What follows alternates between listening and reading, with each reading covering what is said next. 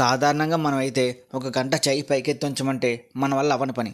అలాంటిది ఒక సాధువు ఒకటి కాదు, రెండు కాదు, ఏకంగా 50 సంవత్సరాల పైనుండి తన కుడి చేతిని పైకెత్తి ఇప్పటివరకు ఒక్కసారి కూడా దించలేదు. అసలు ఆ సాధువు ఎందుకు తన చేతిని కిన్నాళ్ళు కింద దించలేదు ఇప్పుడు చూద్దాం. ఆ సాధువు పేరు అమర్ భారతి. తాను సన్యాస జీవితం ఆరంభించక ముందు న్యూఢిల్లీలోని ఒక స్థానిక బ్యాంకులో గుమస్తాగా పనిచేసేవాడు. సన్యాసాశ్రమం తీసుకునేసరికి అతనికి వివాహం అయ్యి 3 పిల్లలు కూడా కలిగి ఉండి సౌకర్యమైన జీవితాన్ని కలిగి ఉన్నారు. అయినప్పటికీ అతనికి ఏదో తెలియని అశాంతి. అంతేకాకుండా ఆయన గొప్ప శివభక్తుడు కూడా. ఒకానొక రోజున తన జీవితంలో ఒక సంచలనమైన నిర్ణయం తీసుకున్నాడు.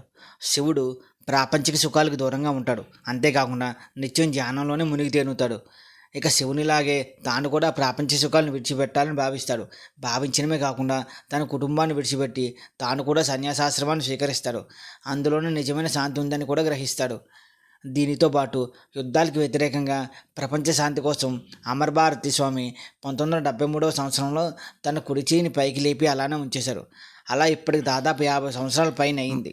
మొదట్లో చెయ్యి పైకెత్తి అలానే ఉంచినప్పుడు మొదటి 2 సంవత్సరాలు విపరీతమైన నొప్పితో పోరాడవలసి వచ్చింది. కానీ తాను కోరుకునే ప్రపంచ శాంతి ముందు ఈ నొప్పిని పెద్దగా పట్టించుకోకుండా అప్పటి నుండి ఒక్కసారి కూడా చెయ్యి కిందకి దించలేదు. ఇప్పటి వరకు తన చెయ్యి ఆకాశం వైపు చూపిస్తూనే ఉండిపోయింది. ఇప్పుడు తాను పైకెత్తిన చెయ్యికి రక్త ప్రసరణ పూర్తిగా ఆగిపోయింది. తన కుడి చెయ్యి బాగా క్షీణించి ఎడమ చేతిలో సగమైంది. ఇప్పుడు ఒకవేళ తాను చేతిని కిందకి దించాలన్నా దించలేని పరిస్థితి ఏర్పడింది. అయితే ఇక్కడ మరో ఆశ్చర్యకరమైన విషయం ఏంటంటే ఈ అమర భారతి స్వామి జడుజాడులో మరికొంతమంది నడిచారు. అందులో ప్రముఖంగా హట్ బాబా. ఇతను ప్రస్తుతం తాను దీక్ష తీసుకుని కేవలం 10 సంవత్సరాలు మాత్రం అయ్యింది.